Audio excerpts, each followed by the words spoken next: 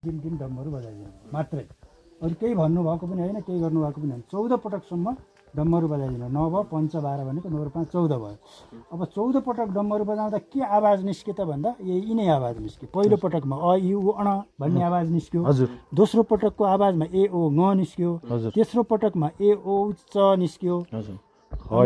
पाँचौँमा हय बरट निस्क्यो। छैटौँमा लड निस्क्यो। सातौँमा यम गण नम आयो। आठौँ पटक डम्बरू बजाउँदा झ म भ य आयो। नवौँ पटकमा ध ढ धस आयो, घड धस। अनि 10औँ पटकमा जब गड धस भन्ने आवाज निस्क्यो। 11औँ पटकमा ख फ छ ठ त चट तब भन्ने निस्क्यो। 12औँ पटकमा क प य निस्क्यो। 13औँ पटकमा स स स र निस्क्यो। 14औँ पटक डम्बरू बजाउँदा हल निस्क्यो। अनि त्यति 14 पटक डम्बरू बजाइदिएर शिवजी अन्तर्ध्यान हुनुभयो र पाणिनि ऋषिले यिनै आवाजलाई सूत्र बनाएर 3996 श्लोक भएको एउटा पाणिनीय व्याकरणको रचना गर्नुभयो। हजुर। अहिले संसारको सम्पूर्ण भाषाका व्याकरणहरू त्यही पाणिनीय व्याकरणमा आधारित छन्।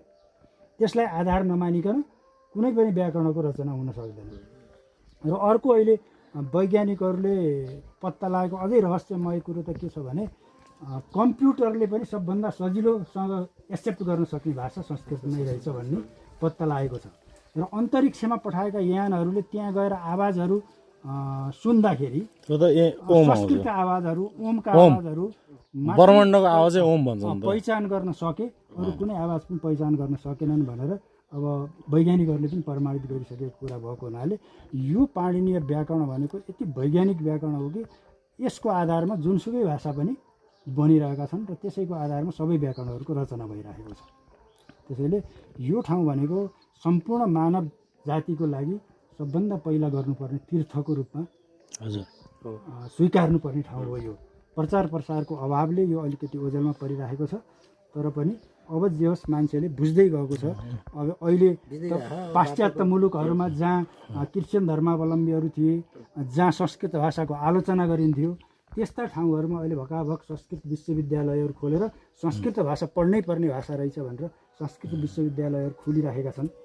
अमेरिका, रुस जस्ता देशहरू संस्कृत भाषा पढाउन सुरु गरिसकेका छन् र यसले निश्चय पनि अब फड्को मार्छ भन्ने भोलिको दिनमा केही न केही प्रगति हुन्छ। यो संस्कृतको उद्गम स्थल भएको हुनाले यसलाई संसारले अवश्य महत्त्व दिन्छ भन्ने कुरामा हामीलाई विश्वास छ।